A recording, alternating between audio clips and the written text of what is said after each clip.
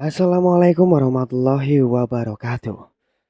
Kali ini saya akan membawakan sebuah cerita yang berjudul Korban Gadis Angkringan. Sebelum cerita ini dimulai, jangan lupa untuk like, komen, subscribe channel ini, dan aktifkan lonceng notifikasinya, agar kalian tidak ketinggalan cerita-cerita terbaru dari kami. Tanpa basa-basi dan tidak usah berlama-lama lagi, langsung saja kita masuk ke ceritanya.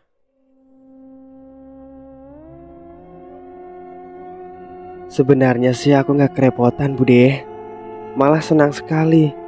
Tapi kalau memang itu mau Bude dan Pakde, aku tidak bisa apa-apa. Lagian Rehan kan cucunya Bude sama Pakde. Udah, nanti Bude sama Pakde tenang. Masalah biaya biar aku yang membiayai buat Rehan. Bu Erna dan Pak Tomo pun terharu mendengarnya. Mereka juga tidak melarang Ani untuk ketemu dengan Rehan. Bu Erna mengizinkan kapan saja Ani datang ke rumah. Akhirnya saat itu Rehan dibawa pulang ke rumah orang tuanya Kenanga. Sesampainya di rumahnya, Bu Erna dan Pak Tomo pun mainan bersama dengan Rehan dan bercanda satu sama lain. Setelahnya Bu Erna beranjak ke dapur untuk memasak makanan siang nanti, sedangkan Pak Tomo masih main dengan Rehan di teras rumah. Saat sedang main dengan Rehan, tiba-tiba saja Pak Tomo batuk lagi, sehingga membuat Rehan panik dan memanggil neneknya. "Nek, nenek!" teriak Rehan. Segera Bu Erna mendengar teriakan Rehan langsung menghampiri ke depan. "Ada apa nak?" "Itu nek, kakek batuk-batuk." Bu Erna pun langsung ke dapur untuk mengambilkan air putih untuk Pak Tomo. Setelah minum air putih, Pak Tomo disuruh Bu Erna untuk istirahat saja, dan Rehan mainan di dalam rumah saja. Mereka pun mendengarkan ucapan Bu Erna. Beberapa saat kemudian, Bu Erna sudah selesai memasaknya. Dia langsung mengajak Pak Tomo dan Rehan untuk makan siang. Bu Erna dan Pak Tomo melihat Rehan yang sedang makan dengan lahap, merasa iba karena anak sekecil dia dan tidak berdosa harus mengalami takdir yang seperti ini. Untungnya Rehan anaknya anteng manutan. Malam harinya, Bu Erna, Pak Tomo, dan Rehan berkumpul bersama di ruang tengah, dan mereka main bersama. Hingga akhirnya malam mulai larut, mereka pun langsung kembali ke kamar. Saat sudah tidur, Bu Erna tiba-tiba saja bermimpi. Malam itu Erna bermimpi didatangi Kenanga. Saat itu Kenanga datang ke rumah dan dia memohon maaf kepada Ibu Erna dan Pak Tomo karena selama ini dia tidak jujur kepada orang tuanya. Bu Erna pun menangis serta Pak Tomo karena di dalam mimpi itu ada Pak Tomo juga.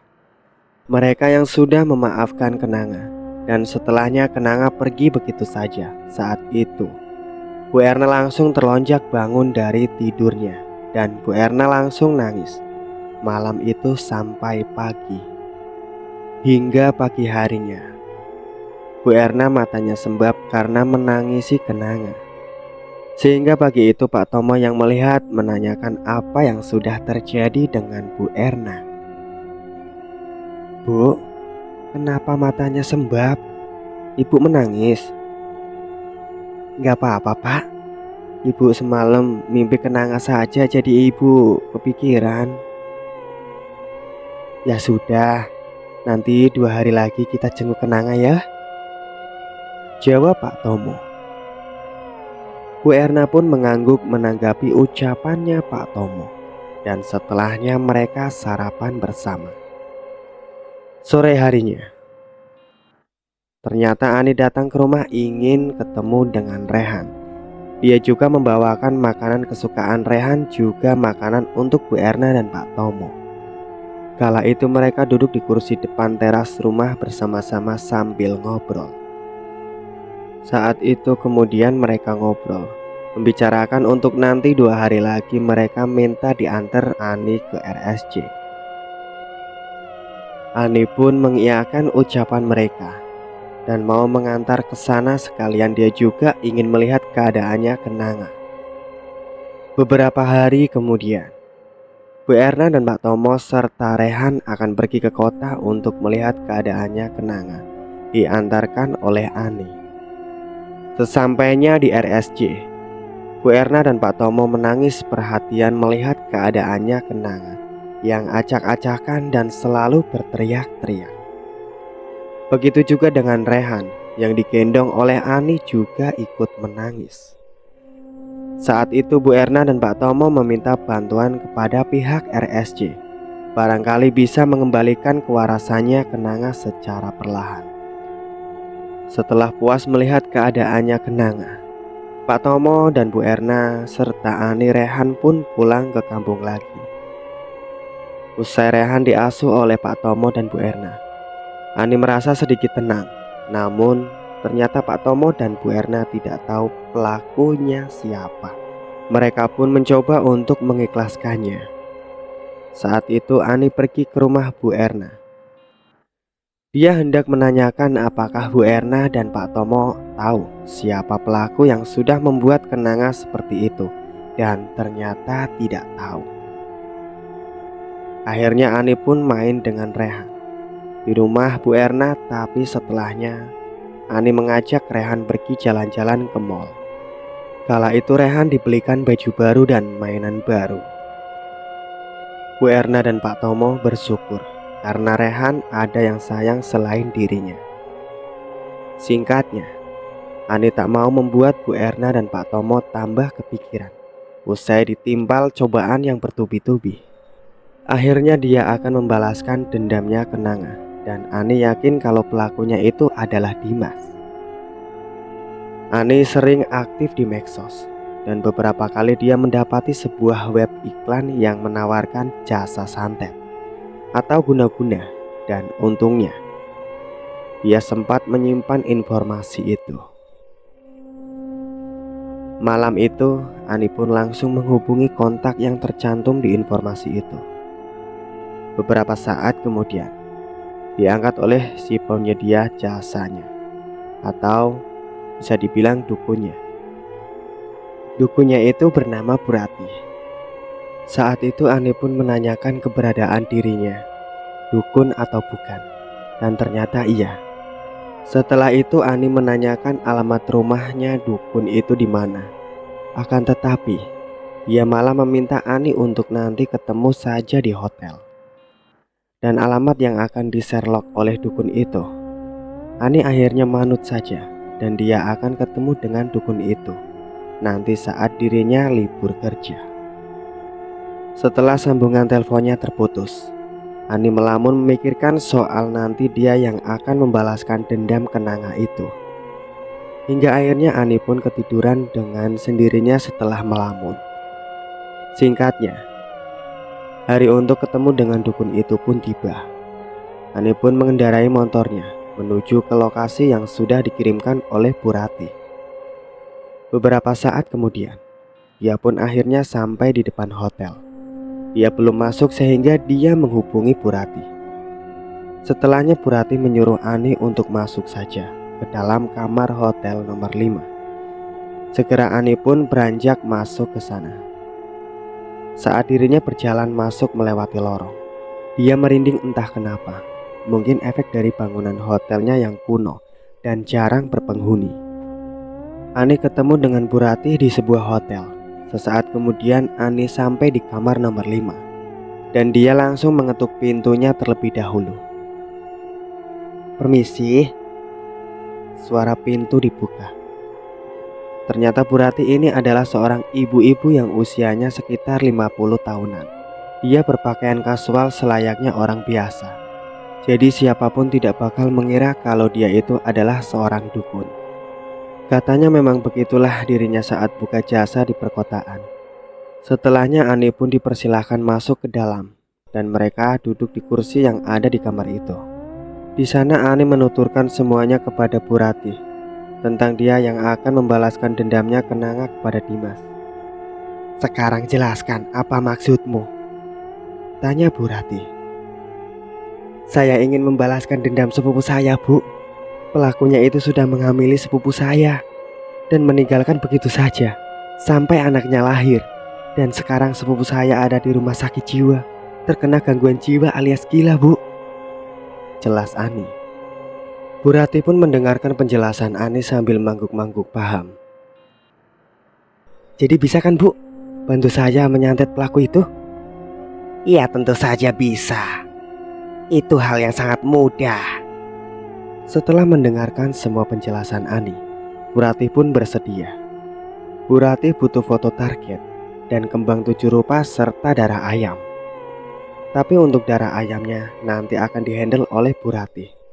Lainnya Ani sendiri yang cari. Tapi ada beberapa syarat yang harus kamu siapkan dulu. Apa syaratnya, Bu?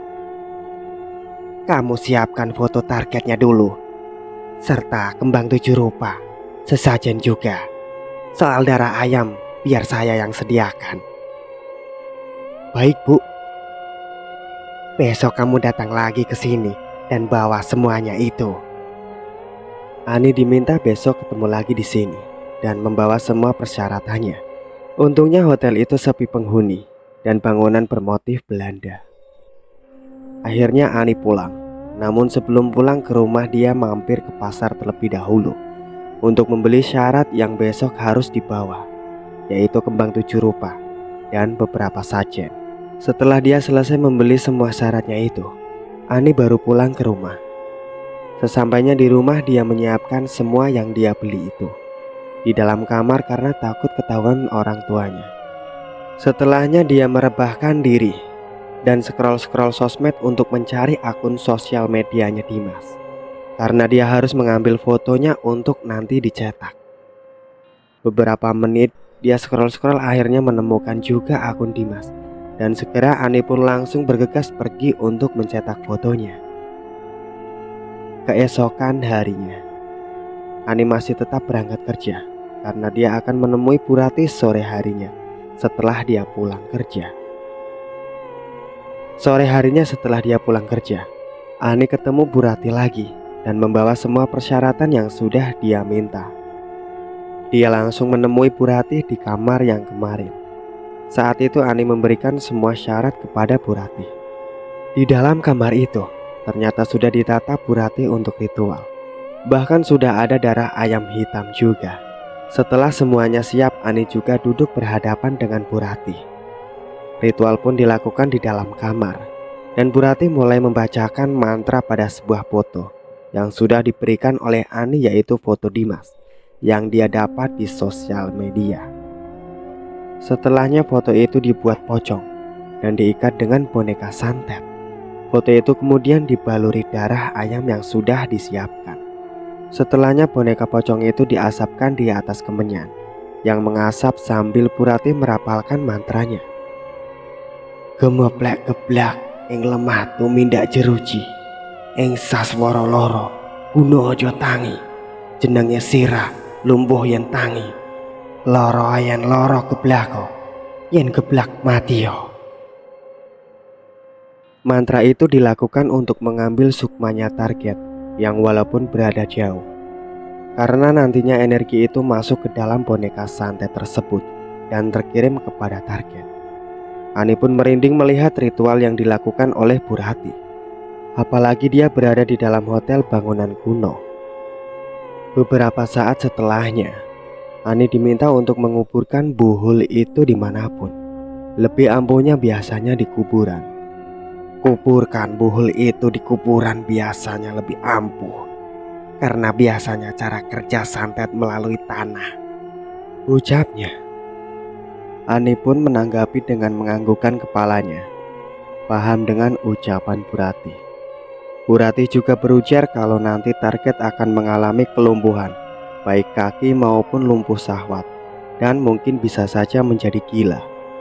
Ani pun kemudian membayar jasa Bu Rati dengan mengucapkan terima kasih kepada Bu Rati. Dan Ani pun akhirnya tahu kalau ternyata di perkotaan memang ada jasa dukun. Cuma pemasarannya saja yang beda dengan dukun-dukun pada umumnya yang biasanya mangkal di rumahnya sendiri. Setelahnya malam itu Ani pun pulang. Akan tetapi sebelum pulang, Ani mampir terlebih dahulu ke kuburan karena dia harus menguburkan buhul itu. Beberapa saat kemudian, Ani akhirnya sampai di sebuah kuburan keramat. Sebenarnya dia takut apalagi sendirian di kuburan malam-malam. Akan tetapi karena dia ingin membalaskan dendamnya itu, dia pun melewati rasa takutnya itu. Akhirnya Ani langsung menggali tanah di kuburan itu. Saat itu di dalam kuburan tiba-tiba saja Ani merinding karena mendengar suara burung hantu dan juga kelelawar. Ani benar-benar gemetaran tapi dia mencoba tidak takut. Beberapa saat kemudian akhirnya pun sudah selesai menguburkan buul itu. Dia lalu melangkah ke motornya. Namun saat Ani berjalan tiba-tiba saja mendengar ada suara langkah kaki di belakang tubuhnya. Srek, srek. Sontak Ani pun langsung menoleh ke belakang. Dan betapa terkejutnya dia. Saat menoleh ke belakang ternyata tidak ada apa-apa. Membuatnya semakin berdegup jantungnya dan merinding. Akhirnya Ani pulang mengendarai motornya dengan kecepatan tinggi, berharap cepat sampai rumah. Singkat cerita, setelah Ani mencoba menggali informasi untuk mengetahui Dimas berada, dan kebetulan ada kawannya yang tahu Dimas di mana. Malam itu Ani menghubungi Lasmi menanyakan soal Dimas. Tapi saat itu Lasmi minta untuk ketemuan dengan Ani akhirnya. Esok paginya, Ani dan Lasmi pun ketemuan di taman kota. Saat itu mereka ngobrol-ngobrol. Ternyata Dimas kabur di kota lain dan udah kerja di pabrik sama dengan temannya Ani, yaitu Lasmi.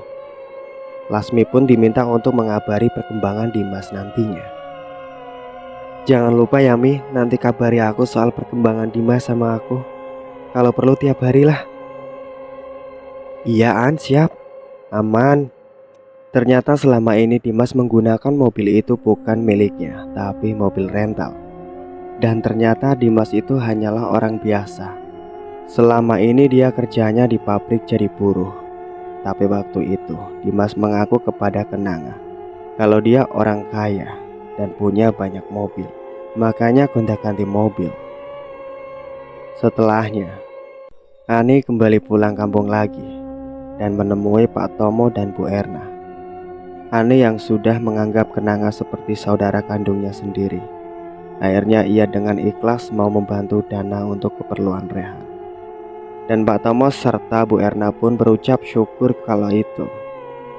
Ani meminta kepada Pak Erna dan Pak Tomo untuk bersabar.